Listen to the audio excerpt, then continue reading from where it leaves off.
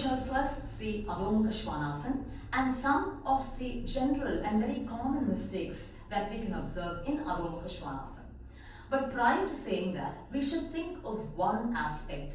Very many times our attention goes on big muscle groups to adjust an asana. How the quadricep, hamstring, bicep, tricep, latissimus, trapezius needs to function in any pose. But that's just one part of it.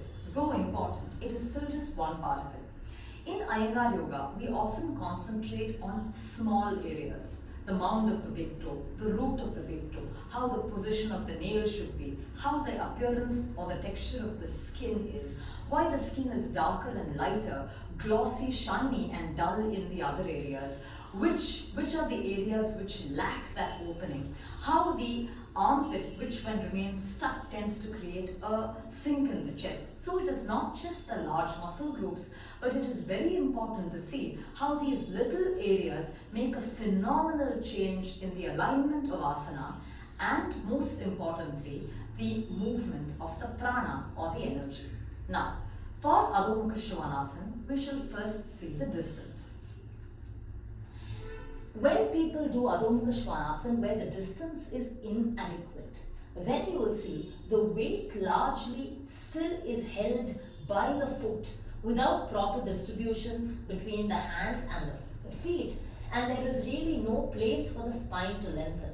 The leg is very close to the thigh, so there is no freedom for the spine to lengthen. Now, in the opposite, where the distance between the arm and the feet is too much, there is so much weight on the arm that it's impossible to push and extend the spine.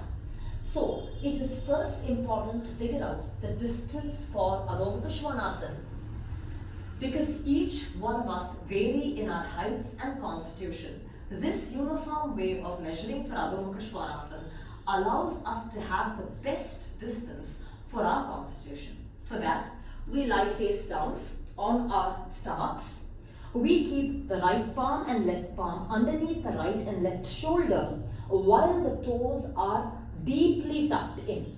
So the more we walk the toes in, the more the heel will go over the toes and not really hang forward.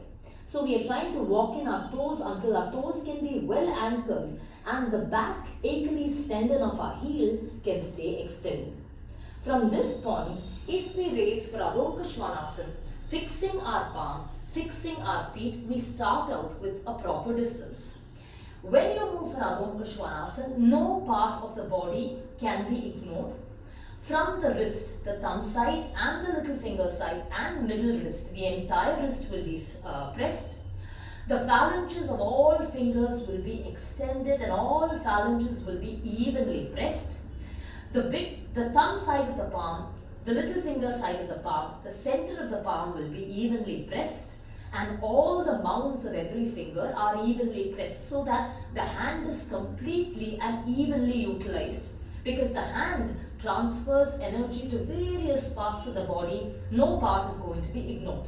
Similarly, on the feet, starting from the big toe, spreading towards the little toe, every toe mound is going to be evenly spread and pressed, and the heel is going to be centralized over the foot such that you're going to be having evenness in the hands and feet.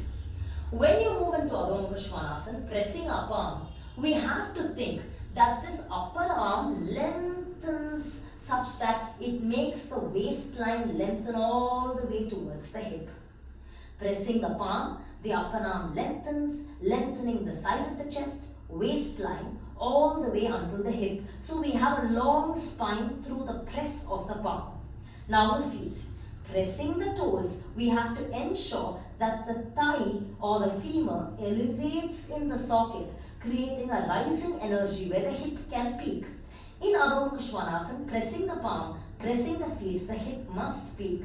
Now from there, keeping the hip up, we make our legs firm by pressing the frontal thigh back, pressing the frontal shin back, creating a vast sole of the foot and taking the heel far back more than down.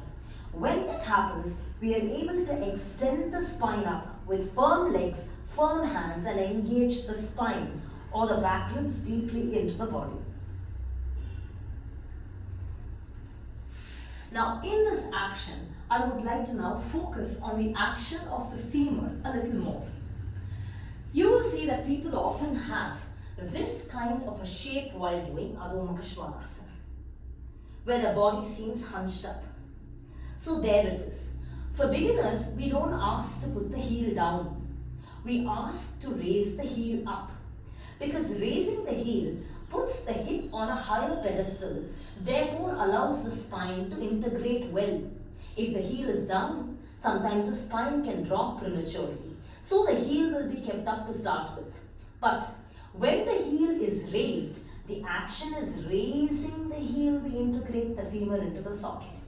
You will see the change as I keep my thigh back, as I keep my knee back, as I keep my shin back and the outer corners of the hip back. I raise, press the toe, and as if my heel, which is fixed to the ground, is really driven up with intent, then with the thighs back, with the shin back, the heel going up allows the femur to deeply integrate into the socket, allowing the sacrum and the rest of the spine to gently integrate into the body. Now, when this happens without proper effort or without proper alignment, then lifting the heel, throwing the thighs forward will create a rounded back where the femur does not integrate, where the spine actually exits the body. It doesn't integrate. This is wrong. So raising the heel like this is wrong. For the heel to act, integrating the femur, you have to feel that the heel is fixed to the ground. As if that fixed heel is really consciously integrated into the hip, with the thigh back, with the knee back, with the shin back. Then this lifting of the heel, integrating the femur, releases the sacrum and rest of the spine into the body, providing a smooth release in Adho Mukha Svanasana.